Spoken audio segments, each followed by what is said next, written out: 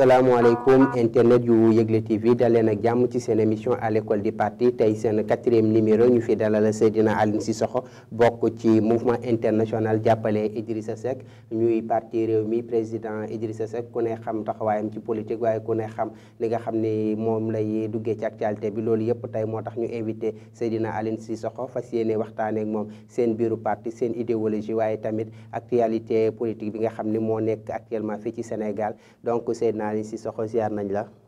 ñu ngi lay delloo ziar ñu ngi ziar bu baax a baax di nuyu seen mbokku internet yi waa Yegle TV. waaw Seydina est-ce que mën nañoo xam lan mooy mouvement international jàppale Idy. waaw le mouvement international jàppale Idy c'est un mouvement international c'est-à-dire soo ko jëlee par lettre ça donne MIDI MIDI muy le mouvement international jàppale Idy. donc ñun dañu ànd ak Idriss Seck ànd ak le parti Rewmi parce que c'est une organisation externe boo xam ni dañ ko affilié biir parti Rewmi donc ñu ne ñun kat le président Idriss Seck il est là donc ñun idéaux yi nga xam ni moom lañ am te le parti Rewmi am ko ñu ne ñun ñu ànd ak kat le président Idriss Seck parce que les mêmes valeurs yi nga xam ne moom lay incarné ñun ces mêmes valeurs là moom la ñuy bëgg a am si le mouvement Idy. aussi ñu ne le président Idriss Seck il est là donc ñun ñu constater ñu def une étude politique ñu xool la situation actuelle du pays ñu ne ñun peut-être la candidature la plus crédible actuellement c'est celle du président Idriss Seck ñu ànd ak moom nag ci loolu ñu ànd ak moom ci loolu pour wane carrément le président Idriss Seck qui il est mooy kan parce que ñun dañu jàpp ni Sénégal sénégalais yi ak sénégalaises yi xamuñu qui est le président Idriss Seck xamuñu ko parce que c'est comme si dañ ko peinture am na loo xam ne dañ ko teg ñu ne Idriss Seck kat nii la mel te yaakaar nañu ñun Idriss Seck melu noonu am na beneen taxawaay boo xam ne am na ko nit ñi dañ koy diaboliser ñu ne non ñun ok on se charge d'éclaircir aux populations Idriss Seck ñu ne nan lañ koy éclaircir ñu ne ñun kat dañ jàpp ni le président Idriss Seck c'est un éternel incompris il n'a jamais été compris parce que gars yi dañ doon def seeni calomnie di ko maguye fii pour teg ci kanam yàq deram toujours damay joxe ci benn exemple ci côté boobu damay wax toujours ma ni est-ce que sénégalais mës naa déglu CD yi ñu doon wax ne les CD de Idriss Seck yow mi en tant que journaliste est-ce que tu as une fois entendu ou bien écouté les CD ces fameux CD là fi nga xam ne dañ enregistré Abdoulaye Wade est-ce que mës nga ko dégg donc xam nga soo ko posé la question à un Sénégalais da lay wax non pourtant déedéet nga ne ko ok est-ce que réellement am na te pourtant ñun ñëpp on nous faisait croire que le président Idriss Seck dafa enregistré woon le président Abdoulaye Wade mais anamu te jusqu'à présent te fu mu toll nii ñu Sénégalais yu bëri ñu ngi commencé comprendre qui est vraiment le président Idriss Seck soo jëlee ci côté boobu ñun le mouvement international jàppale Idy dañuy fexe jël les Sénégalais les plus compétents ñi nga xam ni ils sont pétris de talent ñu jëli leen expliquer leen suñu projet ñëw mën a ànd ak ñun adhérer ak ñun xaaruñu tamit damay wax rek ñun aussi au-delà du président Idriss Seck on a des projets de société yoo xam ne moom lañ bëgg jagleel askan bi te loolu dañ ko commencé nii ñu ngi ko commencé nii parce que ñun depuis mars ñu ngi liggéey ci loolu commencé nañ ko di ko def xaaruñu peut-être le président Idriss Seck pour mu accéder à la magistrature suprême pour mu mën a def yenn yi mais dañ jugé nécessaire que ni le président Idriss Seck mii kat bu fekkee fekk nañu ci yoon wi moom moo gën bu fekkee fekk ñu ci nag ñu doxal li nga xam ne moom lañuy doxal. waaw foofu sax dinañ fa ñëw mais comme bu ngeen ne mouvement jàppale Idrissa Seck mouvement international pour jàppale Idrissa Seck comme ni nga ko tuddee Midi mais tey ku wax aussi fas yéene wax parti Rewmi en tant que ñi nga xam ne yéen a bëgg a sumb jàppale parti Rewmi ndax mën nañoo xam boo ñu doon décrire parti Rewmi tey nañu koy décrire le parti Rewmi du président Idriss Seck le parti Rewmi dafa am d'abord c'est un parti d'idéologie boo xam ni moom lañ am d'obédience libérale. donc sànq si sa introduction yaa ngi wax peut-être si débat bi dinañ ci wax idéologie bi donc damay ñëw mën naa servir foofu ñëw peut-être sur l'idéologie du parti donc ñun à Rewmi dañ jàpp ni ñaari affaire lañ am pour idéologie libéralisme xam nga mooy lan d'abord gis nga nit dafa am àq ak yelleef mooy am dignité am honneur donc un individu est investi d'un honneur, d'une dignité, mais aussi surtout d'un ensemble de droits et libertés bi nga xam ne moom la am te droits et liberté boobu noonu dañ ko war a défendre te suñ ko koy défendre la sax dafa war a tax nga bàyyi sa bakkan teg ci sa bakkan pour défendre ko loolu donc loolu noonu moom mooy idéologie beneen bi mooy ñun nit un individu yàlla daf ñu beral loxo daf ñu may xam-xam donc xam-xam boobu noonu ñun jàpp nañ ni seul le savoir est un ingrédient important dans l'activité humaine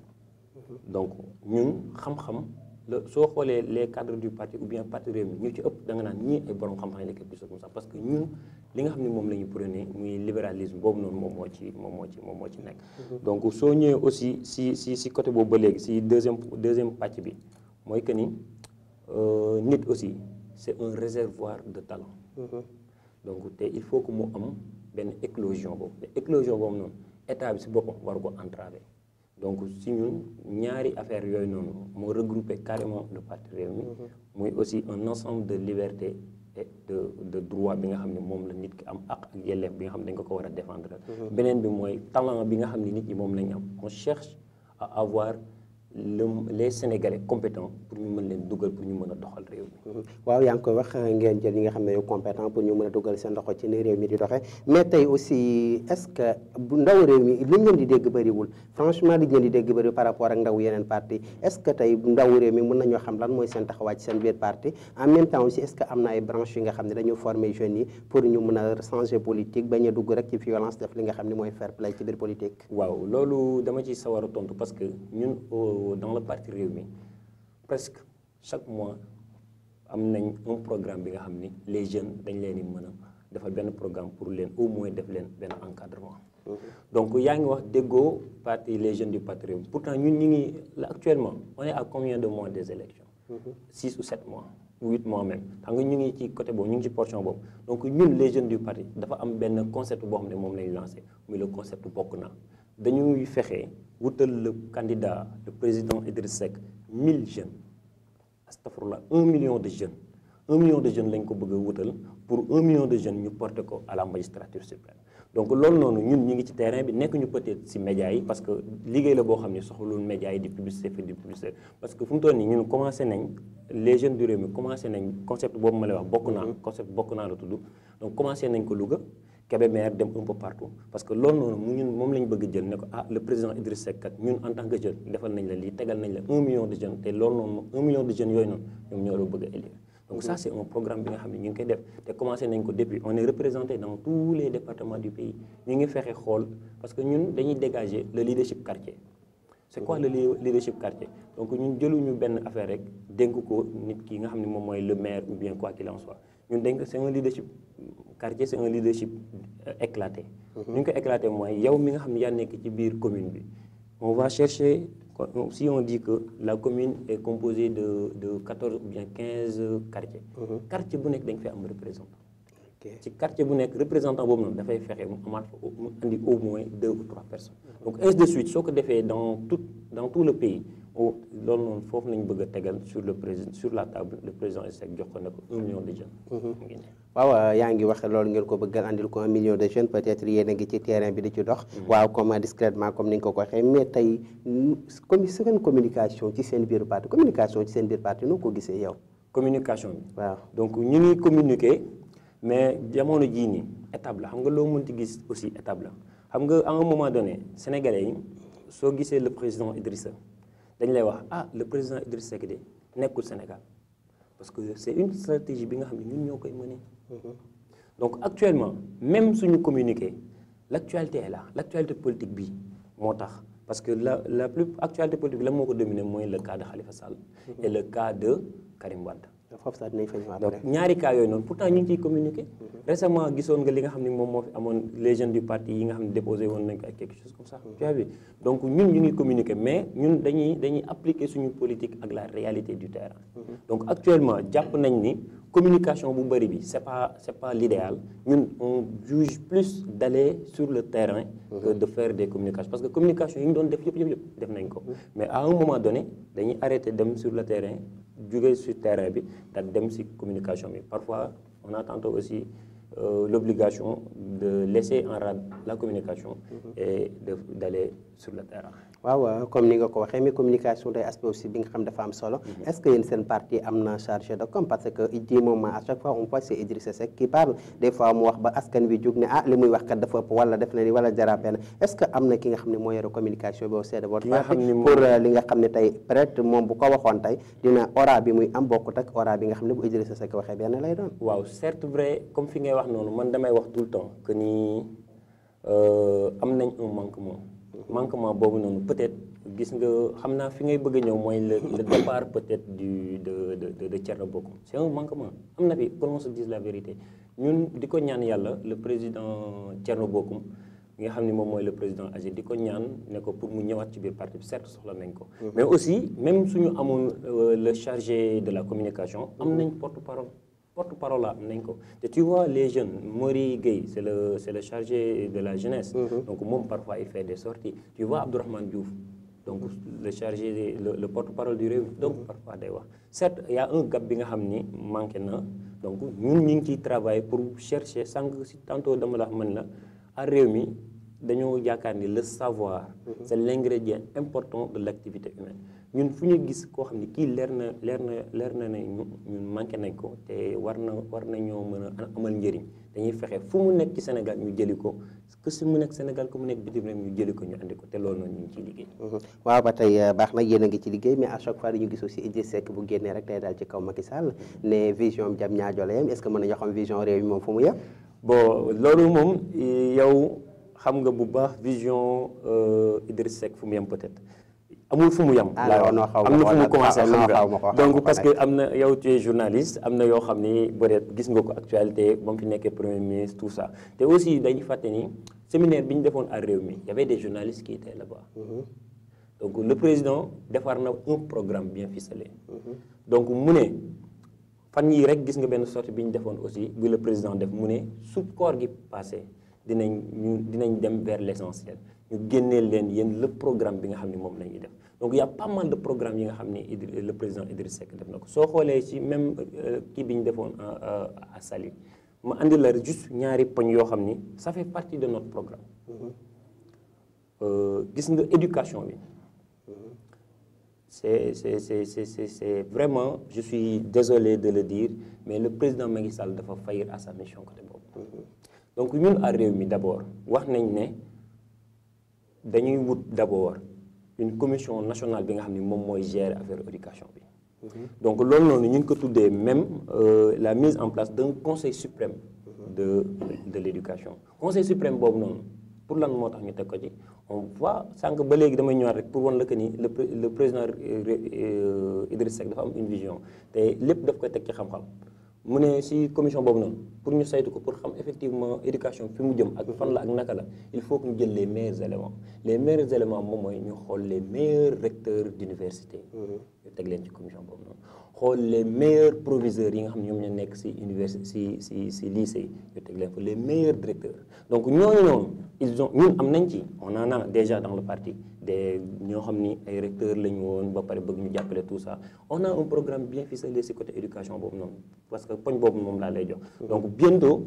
le président Idrissa Seck waxoon na ne leen dinañ leen jox par mail le programme bi nga xam ne moom lañ bëgg a woon aux prochaines élections présidentielles. waaw mi ngi noonu dinañu joxe ko par mail. waaw benn boobu moom mooy côté éducation par rapport à la justice aussi. dégg ngeen ko bu baax mu wax la parce que fu mu toll nii soo xoolee le cas de Khalifa Sall et quelque chose comme ça veut dire que la justice est malade. waaw foofu sax dinañ fa dikk peut-être fa suñu temps mais internet yi yéen ñi nga xam yéenay wéy di ànd ak ñun ba tey yéen a ngi seen à l'école du parti tey ñu fi dalal Seydina Aline Cissokho bokk ci mouvement international jàppale Idy nekk parti Rewmi aussi waaw Seydina yaa ngi koy wax léegi sax yaa ngi doon wax ci programme bi ci vision mais bu ñuy wax vision tey peut-être bu ñu wax Diamniadio Macky Sall domaine infrastructure lay wax ndax yéen a ngi naan bu ñu toogee tey dinañu def dara ci éducation ci santé tout le temps ku ñëw soxla réew mi loolu nga xam mais boo dikkee contraire fi ngeen mais tey bu Idrissa toogee ne Macky Sall domaine am c'est juste Diamniadio yéen seen domaine peut-être mën nañu ne ça limite aussi seen vision place de France à Thiès loolu rek la ñu mën a nekk li ñu réaliser ci li mu nekk bokk ci nguur gi.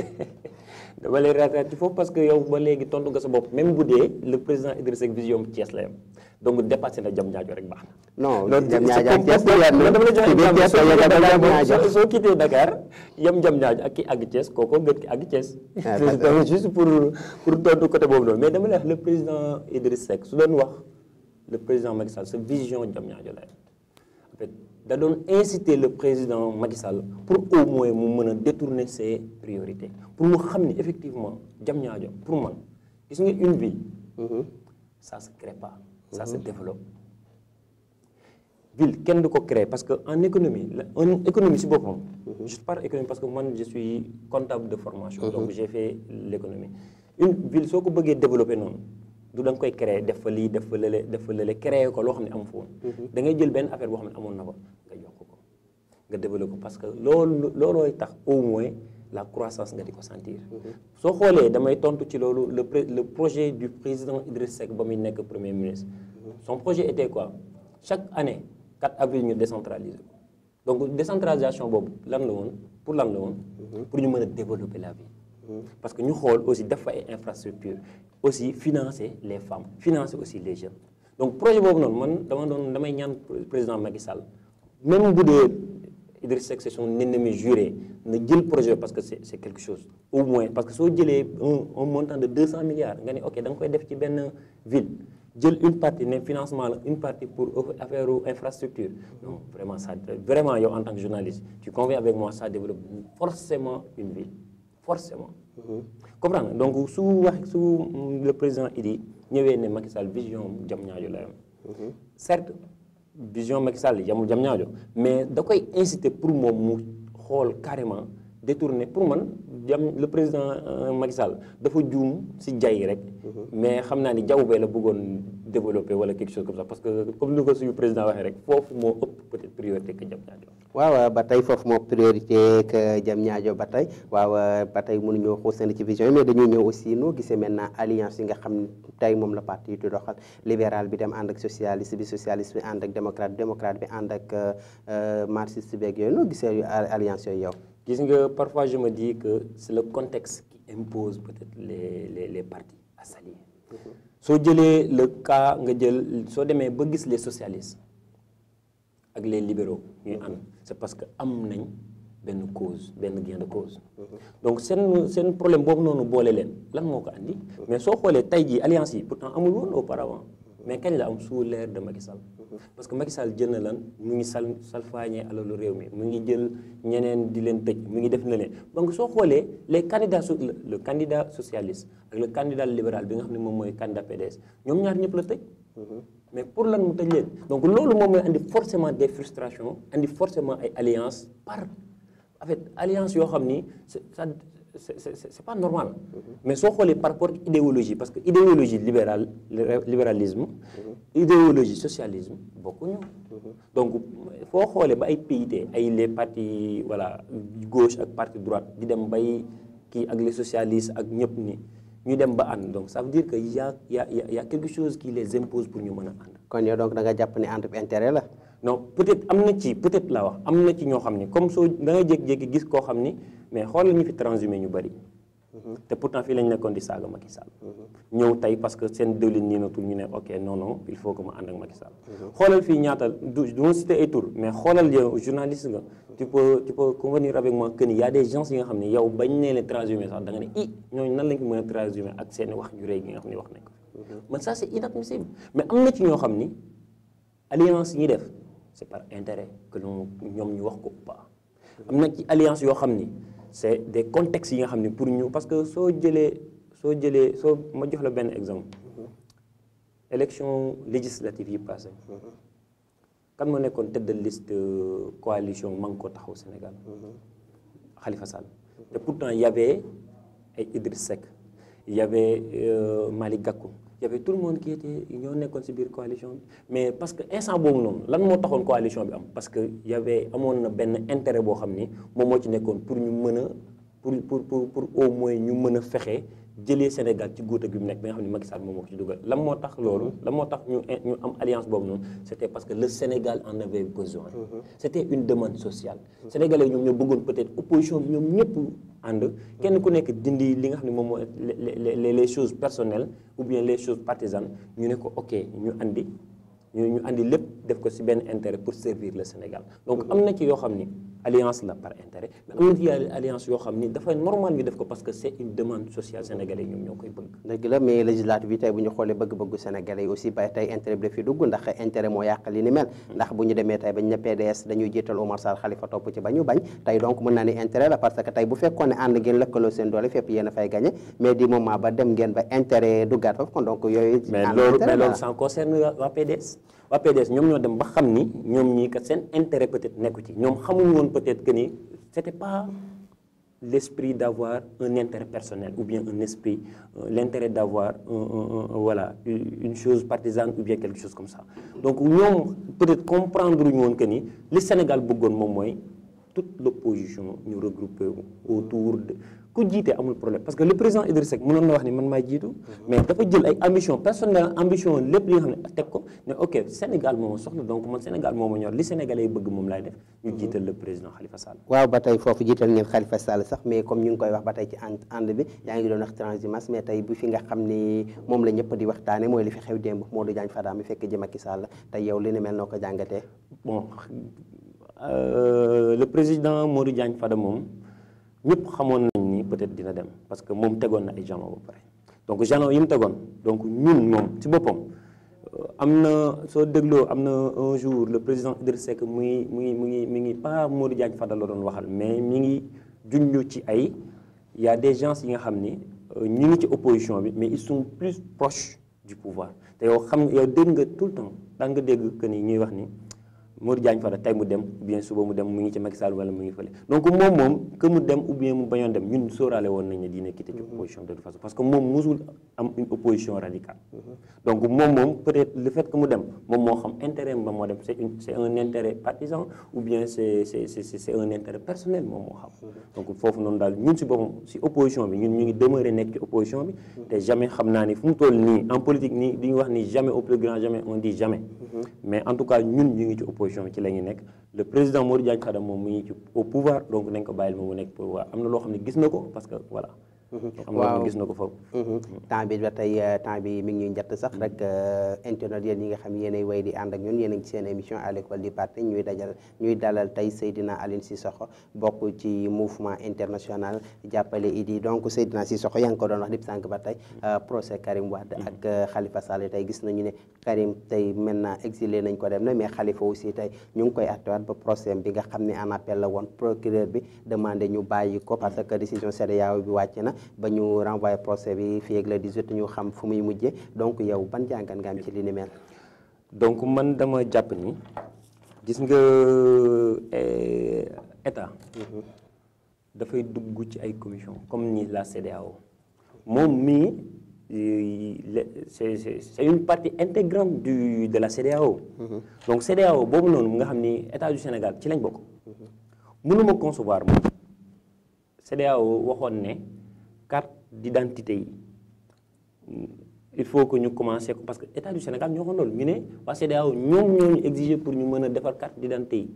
donc c'était une exigence ou bien c'était un écrit bi nga xam ni la CEDEAO ñoom ñoo ko bindoon donc ñoom ñu d'accord ne ok sagam CEDEAO moom moo ko wax donc ñun il faut que ñu appliquer li nga xam ne CEDEAO moom moo ko wax parce que ñoom arrangé na la instant pour ñu mën a defar carte d'identité te pourtant décidé wuñ waxuñu dara dañ ne ok ñun ñii il faut que ñu d'accord avec CEDEAO parce que CEDEAO ñun foofu lañ bokk te ñoom lii lañ wax ok tey ça les arrange pas ñoom ñu ñëw ñu ne parce que CEDEAO bind ne leen la détention du président Khalifa Sall c'est arbitraire donc ñoom ñu ne duñ ci bokk man je sais pas ñoom parce que loolu la gars yi di wax rek su leen arrangé dañ koy def su leen arrangé wul duñ ko def pour wax aussi si cadre Khalifa Sall détention arbitraire bi mais la CEDEAO li mu bind c'est très clair la CEDEAO mu ne Khalifa Sall ba conseil constitutionnel décidé daal di joxe résultat que ni Khalifa Sall est devenu député période boobu ak période bi nga xam ne dañuy lever immunité parlementaire c'est la détention est arbitraire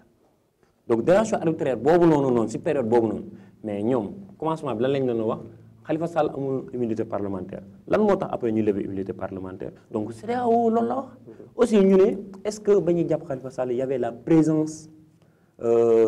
d'un avocat est-ce que amoon na amul loolu lañ donc ñu ne c'est arbitraire donc xam nga man je suis pas jànguma droit même bu dee jàng naa ko ci matière rek mais defuma droit mais bu dee dafa am vice de procédure donc nañ leer ni procédure boobu baaxul donc nañ dindi procédure bi donc nañ libéré Khalifa Sall su leen neexee ñoom bu dee dañ koy toppaat defaraat seen procédure ba mu normal ñu door a toppaat Khalifa Sall ci beneen procédure bu normal mais li ñu ko toppee c'est am na vice de procédure donc nañ dindi vice de procédure boobu noonu ñu bàyyi seen procédure boobu noonu jéem a fexe procédure normale ñu appliqué ko donc man loolu la te su ma doon Khalifa Sall gis nga si procès bii nii je ne vais piper mot parce que pour man la verdict bi nga xam ni moom lañ war a joxe c'est déjà donné pour man c'est déjà donné donc su ma doon Khalifa Sall ci boppam du ma ci wax parce que pendant et durant tout ce temps ça fait presque 500 jours ñu tëjee Khalifa Sall te bien avant boobu amoon na procès comprendre donc pendant et durant tout ce temps Khalifa Sall wax na li mu war a wax est-ce que su waxaatee nii dina ci am impact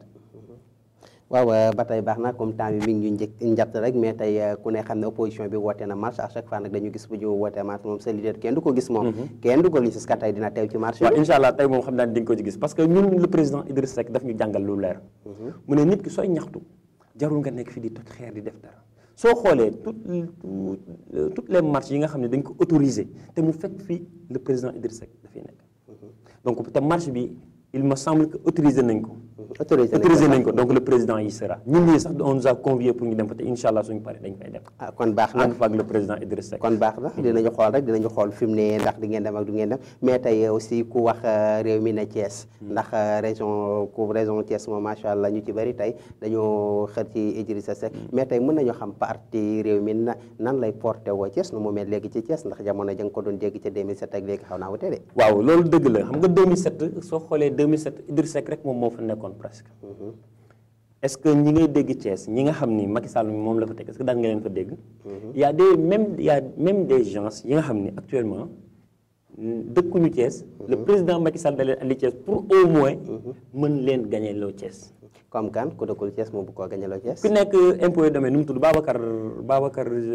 nan la Pascal Ndione Thiès dëkk ou pas ah mais fa la résider région de Thiès la dëkk non fa la résider région de Thiès la dëkk fa la voté mais est-ce que fa la daal résider Thiès fi nga xam ni moom la kii le président Macky Sall bëgg a gagner si boppam est-ce que foofu la dëkk waaw ba tey mën nañu mais région de Thiès la dëkk kon Thiès la dëkk non waaw Thiès ma léegi man je parle de Thiès ville peut-être donc Thiès ville est-ce que moom foofu la dëkk te président Macky Sall moom looloo ko teree nelaw fu mu toll nii xam nga lan moo ko teree nelaw nan lay fexee ba le président Idriss Seck perte Thiès mais ñun waa Thiès Idriss Seck ñun ñoo ko bëggal suñu bopp parce que dafa liggéey certes damay wax rek soo seetloo ñu turé am na un jour ci élection c'est pas législative la ou bien ban la muy wax mu ne muy wax à la population de fële de Grand Yoff mu leen di wax mu ne leen man dama bëgg ngeen jox ma ngeen voteel ma pour ma mën a def li nga xam ne Idriss Seck moom la def Thiès mais loolu moom su demee ba xam ni Idriss Seck am na lu mu def Thiès mais nag nañ ko wax bu ñu dëkkee Thiès lu ñu def Thiès faire benn zone rek la yem muy place de France peut-être jëm Ngent mais tey ku wax Cité Lamy wax Cité Senghor jëm ba Ngent ba Tizac bi mais tey ku wax Cité Lamy wax Cité Senghor wax Médina Fall wax R100 ainsi de suite parcelle ak yooyu yëpp ku ne gis na la fa nekk de yow léegi en tant que journaliste li may laajte mooy est-ce que foofu la yam ou bien dañoo arrêté chantier yi xam nga loolu moom lu tax ñu andi ko bépp ku ne xam est-ce que projet bi fa la yam maanaam projet bi place de France la yamoon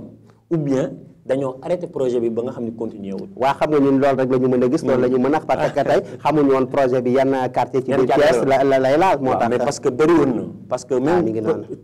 yamul woon foofu rek mais suñu arrêté wul woon projet bi mais affaire yi dañ doon dem ba génnee raccordement yi nga xam ne moom mooy dem ci Ila Touba bi ñu def nii raccordement yooyu yëpp le président Idriss Seck daf ko prévoir oon moo tax ñun li ma lay wax rek ñun suñu président dafa am une vision avancée par rapport ak ñenn ñi. waaw ba tey temps bi njëtt nañu ñu bari rek ma koy signaler jeex na tàkk dañu xaabaabal fi mu ne rek avant ñu dem ci dernière question bi yaa ngi koy wax mais Thiès tey ku xool ni mu demee tey xam ne Edith nelawatul de din Pape Siré Dia ngi fa Maodo Malick Mbaye ainsi de suite tey ku doon gagné région dem bay gagné département dem ba commune rek nga mën a gagné est-ce que yéen seen xel dal na suñu xel ñun de ñu ngi liggéey li nga xam ne suñu xel war naa dal kon ba ñu ngi koy liggéey bu baax a baax parce que soo jëlee ñun fu mu toll nii xam nga le président Idriss Seck ñun peut-être on est un peu mature ci politique actuellement am na fenn foo xam ne soo fa toll ci politique soo gisee say erreurs yi nga defoon dootoo ko defati te ñun on a appris de nos erreurs donc am na ay yenn yoo xam ni c'était des failles fu mu toll nii su élection amaatoon xam naa ni dinañ raq seen digg bu baax a baax. kon baax na ba ñuy li ci kanam ñaan yàlla daal li yàlla may ñu ndam incha allah au soir du 24 février 2010. waaw yaa ngi koy wax sax li ci kanam rawul yi bat gis liste yi donc est-ce que yaakaar nga Idrissa Seck mën a nekk candidat PDS. bon ñun li ñuy wax que ni le président Abdoulaye Wade peut-être li gars yi doon wax ay temps ay polémique jubóo nañ ci ay kaddu parce que la famille libérale maanaam Karim Wade ci boppam moom woo na le président Idriss Seck ne ko man maay jël en charge mbir mi jël sama initiative jubóole la yow ak sa baay waxu ko sama baay de moom Karim Wade dana ko yow ak sa baay maanaam yow Idriss Seck ak sa papa Abdoulaye Wade donc quelqu'un ku dem ba jël initiative yooyu noonu ñun de toute façon avec Karim Wade ou sans Karim Wade ñun dañuy porter suñu candidature donc ñoom suñu ñëwee moo gën ci ñun moo gën ci ñoom mais suñu ñëw ñun de toute façon am nañ suñu programme bien ficelé te dañuy dem si aux prochaines élections. waaw noonu la da ngeen dem aux prochaines élections temps bi njëtt nañu régi bi ak ma koy signaler mais Seydina Aline Cissokho sa dernier mot rek nga tàggoo aussi. di remercier bu baax mbokku internautes yi di ñu ñi nga xam ne ñoo jox seen nopp ak seen bët di ñu déglu di la remercier yow aussi ci li ngeen di def. di remercier aussi